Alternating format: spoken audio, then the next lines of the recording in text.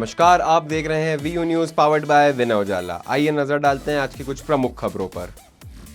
Israel संग cease fire के बाद ईरान का रुख हुआ सख्त, अफगान शरणार्थियों पर कार्रवाई तेज। 16वां रोजगार मेले में पीएम ने 51,000 युवकों को जॉब लेटर दिया, बोले कौशल ही देश की असली ताकत है।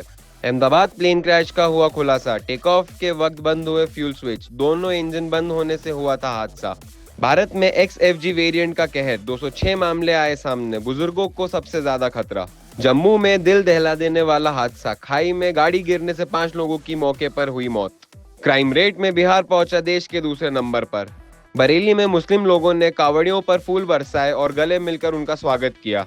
अलीराजपुर में प्रेम विवाह पर परिजनों ने जिंदा बेटी को मरा घोषित कर किया श्राद्ध। भोपाल में बनेगा इंटरैक्टिव 3D जोन वाला आधुनिक मछली घर। भोपाल में दहशत फैला रहे अरशद बब्बा के गुर्गे बबलू को तलवार के साथ पुलिस ने दबोचा। भोपाल ने दोस्त ने ही बेचा भरोसा, शादी का झांसा देकर सहेली का 3.25 लाख में किया सौदा। सीएम डॉक्टर मोहन यादव ने महाकाल के दर्शन कर लाडली बहनों को राखी पर दी तोहफे की सौगात। इंदौर में मेडिकल जांच के लिए पहुंचे आशाराम, डॉक्टरों ने इको समेत कई जांचें की।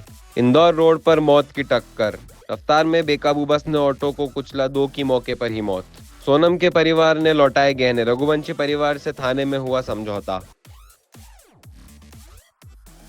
अहमदाबाद लंदन फ्लाइट AI 171 की प्रारंभिक रिपोर्ट हुई जारी, माननीय चूक की ओर इशारा।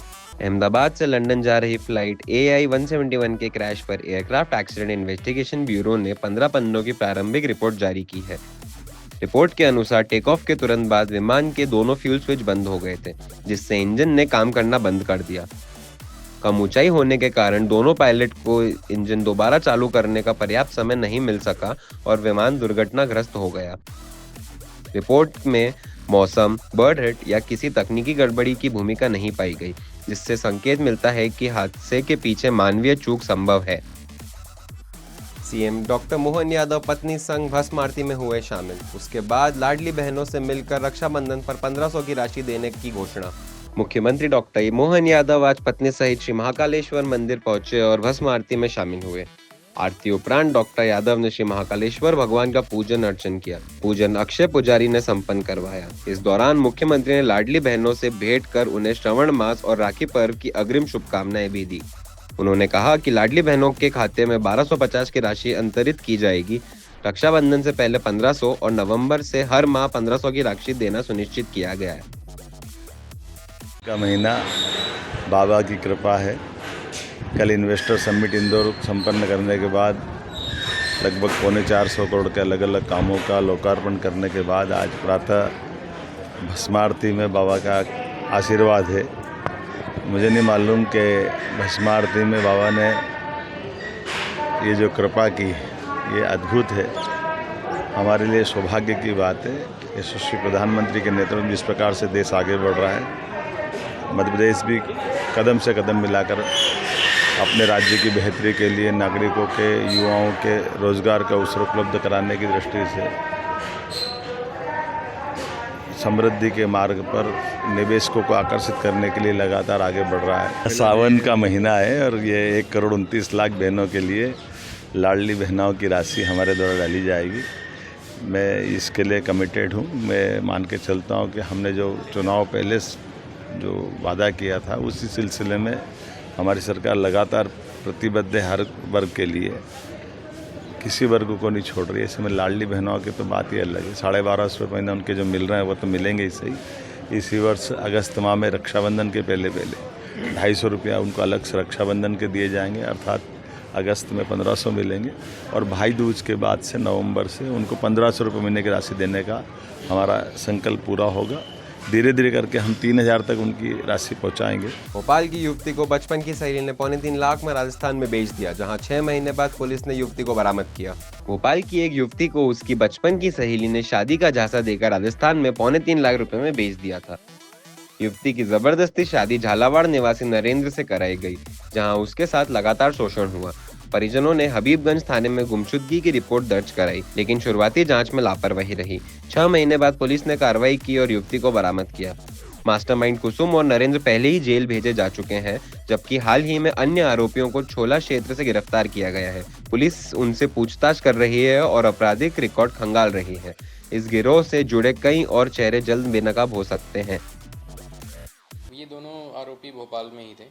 दोनों को यहाँ से ही पकड़ा गया है और अन्य आरोपी अभी फरार हैं, जिनका नाम लेना उचित नहीं होगा। तो सर इस मामले में लग रहा है कि कोई गिरोह तो नहीं चला रहे थे, जैसे गिरोह की आशंका लग रही है? नहीं, अब इनको ही एक गिरोह बोला जा सकता है, क्योंकि 4-5 लोग का एक ग्रुप था जो इसका मतलब इस अपराध को अंजाम दिया। अदरवाइज और एक कोई बड़ा गिरोह ऐसा जिसमें संलिप्तता हो, ऐसा अभी तक सामने नहीं आया है। त्रिवेणी शनि मंदिर ब्रिज पर रॉयल बस ने ऑटो को टक्कर मार दी, जिससे ऑटो चालक समेत 2 की मौत। पुलिस ने बस जब्त कर जांच शुरू की। इंदौर रोड स्थित त्रिवेणी शनि मंदिर ब्रिज पर आज सुबह एक दर्दनाक हादसा हो गया।